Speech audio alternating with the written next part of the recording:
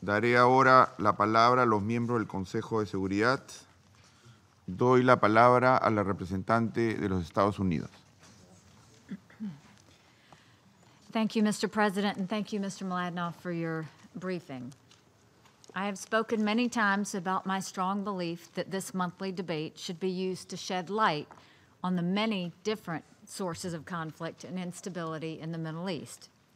There are unfortunately many to choose from, some of which prompt disagreement in the Security Council. But today, I want to address an issue about which there should be no disagreement. That issue is the use of innocent children, women, and men as human shields. Tragically, this outrageous practice is reaching epic proportions in the region. A week ago today, the European Parliament passed a resolution condemning Hamas for its use of human shields. We were pleased to see this action. It's difficult to think of a more cowardly act, even for a terrorist, than hiding behind innocent civilians. The use of human shields deliberately advantages those with no regard for human life and disadvantages those who seek to minimize civilian casualties. And the use of human shields isn't confined to any one conflict.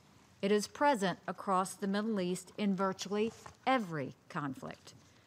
ISIS routinely used human shields in Iraq.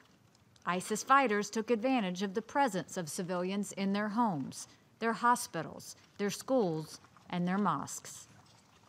When they were forced out of their positions, ISIS went from door to door, rounding up families and forcing them to accompany their fighters as they evacuated their locations. Hezbollah has also endangered civilians by positioning its fighters and its weapons among them.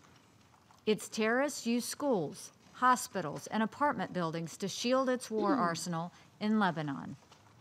In the course of its massive arms buildup, Hezbollah has turned Lebanese villages into military compounds, stationing weapons depots, rocket launchers, and command posts in, around, and under the civilian population.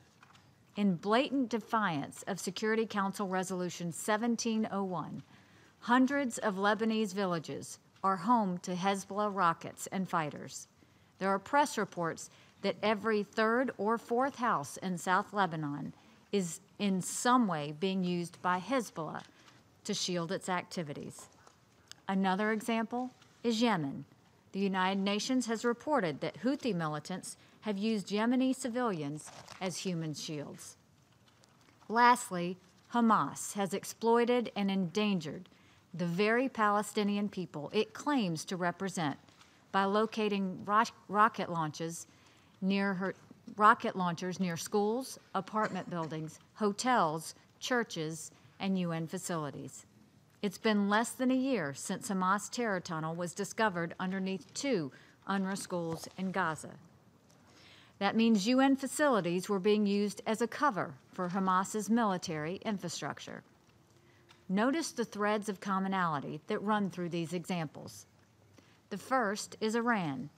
As usual, Iran is the patron and protector of many of these groups that fight from behind the bodies of innocent civilians.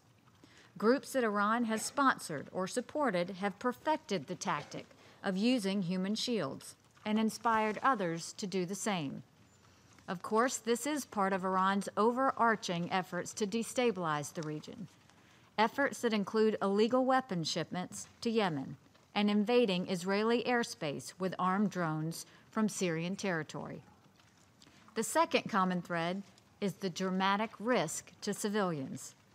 For those willing to sacrifice the innocent, there is no way to lose. Innocent civilians either provide cover for military infrastructure or they become victims that rally the international media to their cause.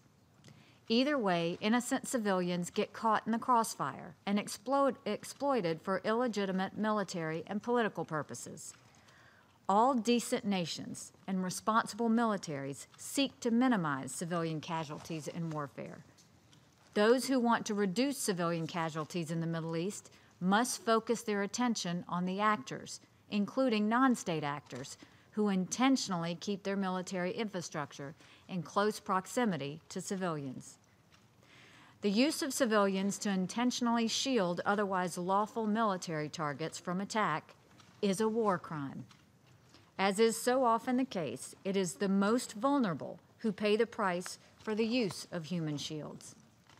Commandeering homes puts families who are already in war zones at additional risk.